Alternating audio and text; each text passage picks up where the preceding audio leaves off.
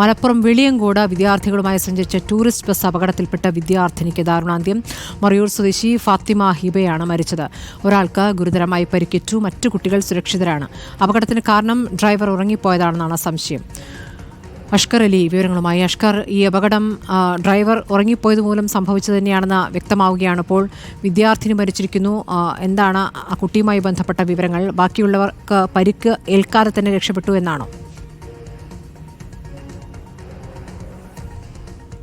സ്മൃതി, രണ്ട് വിദ്യാർത്ഥികൾക്കാണ് ഇതിൽ പരിക്കേറ്റത്. ഒരു വിദ്യാർത്ഥി അവിടെ തൽക്ഷണം തന്നെ മരിക്കുന്ന സാഹചര്യമാണ് ഉണ്ടായത്. ആശുപത്രിയിലേക്ക് എത്തിക്കാൻ സാധിച്ചില്ല. അതിനു മുമ്പ് തന്നെ ആ വിദ്യാർത്ഥിയുടെ ജീവൻ പൊലിയുന്ന ഒരു സാഹചര്യമുണ്ടായി.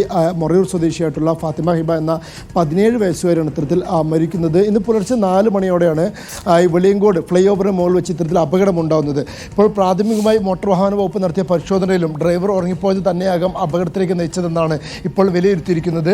കഴിഞ്ഞ ദിവസമാണ് അവിടുത്തെ മൊറയൂരുള്ള അവിടെ ഹയാത്തുൽ ഇസ്ലാം മദ്രസയിൽ നിന്ന് വിദ്യാർത്ഥികൾ അധ്യാപകരോടൊപ്പം ഇത്തരത്തിൽ ഇടുക്കിയിലേക്ക് വിനോദയാത്രയ്ക്ക് പോയത്. അത് കഴിഞ്ഞ് ഇന്ന് പുലർച്ചെ അവർ വീട്ടിലേക്ക് മടങ്ങിയെത്തേണ്ടതായിരുന്നു. അതിന് 1 മണിക്കൂർ മുമ്പ് വെച്ചാണ് ഇത്തരത്തിൽ ദാരുണമായ അപകടമുണ്ടാകുന്നത്. വാഹനം ഇത്തരത്തിൽ ഉറങ്ങിപ്പോയി ഈ ഫ്ലൈ ഓവറിൻ്റെ സൈഡിലുള്ള ഇലക്ട്രിക് പോസ്റ്റിലേക്ക് ഇടിക്കുകയായിരുന്നു.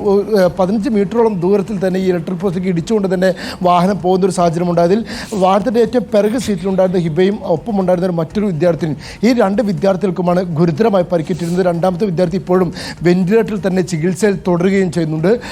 മറ്റു വിദ്യാർത്ഥികളൊക്കെ തന്നെ പൂർണ്ണമായി സുരക്ഷിതമായിരുന്നു. ഈ വാഹനത്തിൻ്റെ ഒരു ഭാഗം മാത്രമാണ് ഇത്തരത്തിൽ ഈ ഇലക്ട്രിക് പോസ്റ്റിൽ ഉരസുകയും ചെയ്തത്. പിന്നീട് ഈ അപകടമുണ്ടായ ഉടനെ തന്നെ ഇതേ ബസ്സിൽ തന്നെയാണ് കുട്ടിയെ ആശുപത്രിയിലേക്ക് കൊണ്ടുപോകുന്നത്. പിന്നീട് മിനി പമ്പയുടെ അടുത്ത് വെച്ച് പിന്നീട് 108 ആംബുലൻസിലേക്ക് മാറ്റുകയും അവിടെ നിന്ന് കുറ്റിപ്പുറം ആശുപത്രിയിലേക്ക് എത്തിക്കുകയും ചെയ്തു. മരിച്ച പെൺകുട്ടിയുടെ മൃതദേഹം കുറ്റിപ്പുറം താലൂക്ക് ആശുപത്രിയിലാണ് സൂക്ഷിച്ചിരുന്നത്. ഗുരുതരമായി പരിക്കേറ്റ രണ്ടാമത്തെ പെൺകുട്ടി ഇപ്പോൾ കോട്ടക്കൽ ഒരു സ്വകാര്യ ആശുപത്രിയിൽ ചികിത്സയിലാണ്. കുട്ടി ഇപ്പോഴും വെന്റിലേറ്ററിൽ തന്നെയാണ് തുടരുന്നതും. സ്മൃതി, അഷ്കർ അലിയാണ് മലപ്പുറത്തുണ്ടായ അപകടത്തിന്റെ വിശദാംശങ്ങൾ നൽകിയത്.